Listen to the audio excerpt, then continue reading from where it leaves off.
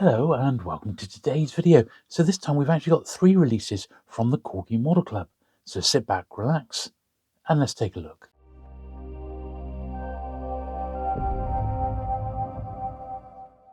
Okay then, so you may remember that the Lotus Elan here, Corgi 318, was one that actually got missed. I think mine got lost in the post, so rather than not do a video last time, I had to go and contact the Corgi Model Club and get them to send me another one, which they did straight away. So I've now got this one back in the house, and yeah, I'm really pleased because I do like Lotus cars, and this is, although it's a smaller one, it's not one that I remember really sort of seeing around at the toy fairs or anything like that. So we have a little look at the certificate here.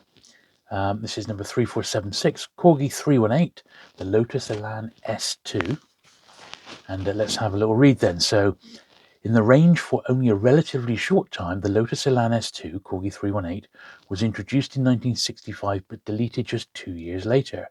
It featured a lifting bonnet which opened to reveal a detailed chrome engine, a driver figure in racing overalls and helmet, plus tipping seats and side windows that could be raised or lowered. The box contained 4 racing numbers which you could optionally apply to the doors and bonnet. In a nice period touch, a boot decal was emblazoned with Esso's popular "I've got a tiger in my tank" advertising slogan. Corgi 318 was typically in a striking metallic blue, although a very small number were issued in white, the same colour it was given when part of the now legendary Avengers GS40 gift set. Well, yeah, we'd really like that particular one. So, well, let's have a look. Yeah, I wonder if they'll ever do any of the sort of the larger gift sets. That Avengers one is particularly nice. But I suppose once again it's down to the license, isn't it? Okay, so a couple of bits of foam there keeping it in place. Now, it does give you the option of putting the 6s on. I'm going to leave mine off. I'm not going to apply my stickers. I prefer them untouched like that. I see this is the metallic blue one. Though I have to say, it does sort of miss having the numbered sticker on it in actual fact. But there we are. I've got a tiger in my tank. I have heard of that promotion before. So it's got the figure in, which comes out, and the seats do indeed rock forward. And the windows, the side windows actually go up, which I think actually looks a little bit cooler. Now, it did mention about the bonnet, and unlike the Mini last time, that one just opens up really simply. My friend Andy suggested to me that I just get a little sort of a toothpick so I can get into the motors there. But there is the chrome engine there. And yeah, very, very nice indeed. Very nice. Put the seat back. There we are. Just sort of slide around a little bit, but the effect is perfect. Yes. That's a nice one indeed. So that was the one I missed, which came out a couple of releases ago. I've done the 2 since then, and then sort of getting back up to date, at least for me in chronological order, was this one, which was the Chevrolet Fire Chief. Which this one looks pretty good. Much bigger than this one, or in fact the next one we've got to have a look at. Plated radiator and trim, 2 figures, seat, steering wheel, spring suspension. So let's have a read of this one then. So the Chevrolet Fire Chief, Corgi 482. Corgi's second casting of the Chevrolet Impala from the mid-1960s gave rise to a taxi, Corgi 480, a police car, Corgi 481, and this striking fire chief car, Corgi 482, resplendent in a red and white livery. Both the fire and police versions include driver and passenger figures, whereas the taxi had just a driver, with the blue emergency light as opposed to the police car's red light. The fire engine car was given fire depot door stickers, with Fire Chief in bold white lettering across the bonnet. The most noticeable aspect of Corgi's second Impalia casting was its split die-cast body. This allowed the two halves to be painted separately, which avoided factory errors and wastage. The Chevrolet Fire Chief's car was in the Corgi range from 1965 to 1969. Well, there we are. So, evidently a popular one, this. And this one I am pretty sure I have seen at the shows.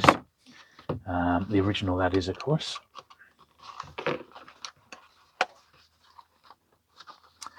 And I have to admit, I'm more a fan of the bigger cars than the smaller ones. Somehow it feels like you get more for your money. Incidentally, the price of the Corgi cars now, the Corgi Model Club cars, has actually gone up in 2024, so they're $24.99 each. So when you do add in the postage as well, you are talking, £27, £28 per die cast. So they've not gone down in price. However, I think with the amount that are actually being produced, their future collectability is probably assured because they're being made in such small numbers compared to the originals. So here we are. So my aerial looks like it's at a slight angle there.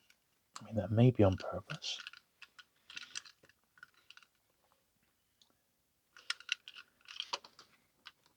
Bit of suspension on there as well. You can clearly see the two figures in the driving seats there. But this one didn't have any bonnet action or anything like that.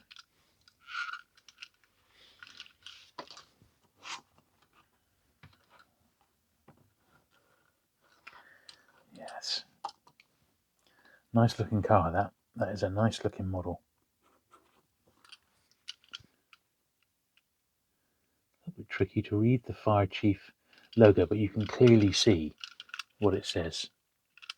Yeah, nice, and very, very nice in the two-tone with the silver finish. Lovely. That is quite a nice little car, that. Better than I thought it was going to be, in actual fact. Right, I need to pull the camera out a little bit because, as I said, this time round, we've actually got 3 cars to have a look at. Okay, so here's the very latest one, which turned up this week. This is the M.G.A sports car. This is number 302. Quite a small little model, this one. In fact, they barely got room to put the picture of the car on the side. So they got the red one there, and they got the rather fetching white one on the back. And that's it.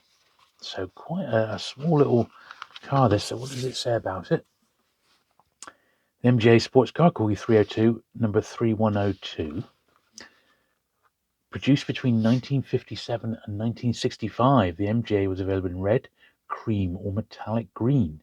Despite its simple casting, which is typical of early Corgi toys, it was nevertheless given a detailed interior plus a rudimentary clear plastic windscreen and silver-painted headlights, grille, and bumpers.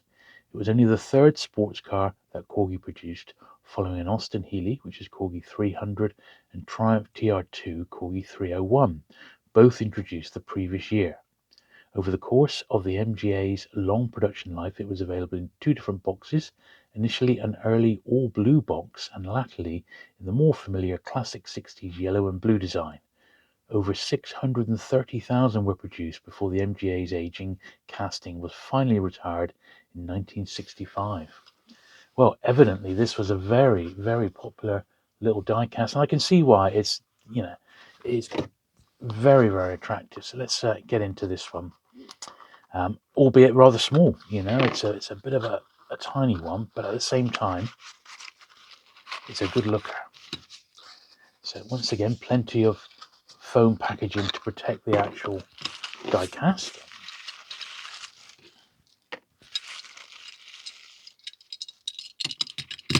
It makes a bit of a rattle, this one, doesn't it?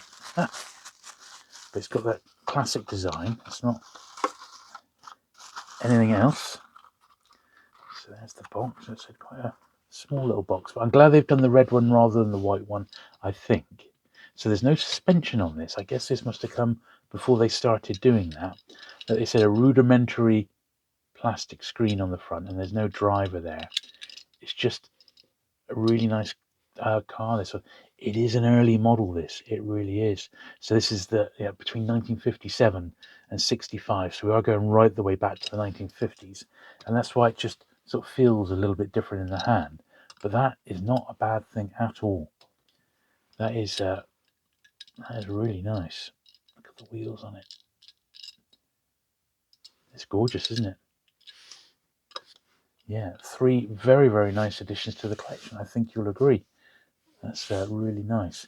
Now, as is customary, I am going to show you these in situ now in my cabinet, which is getting fuller by the month.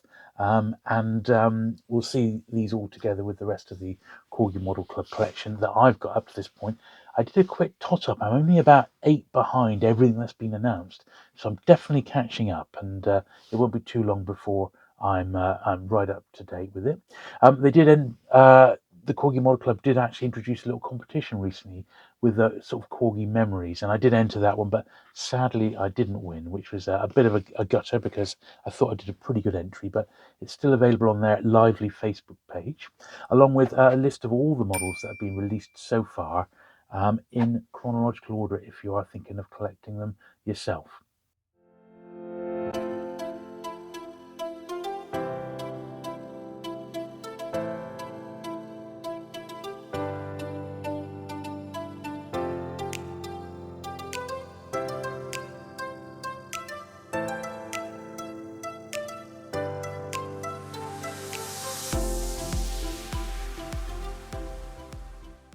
Thanks as always for watching today, and I look forward to seeing you again very soon with some more vintage diecast content. Bye.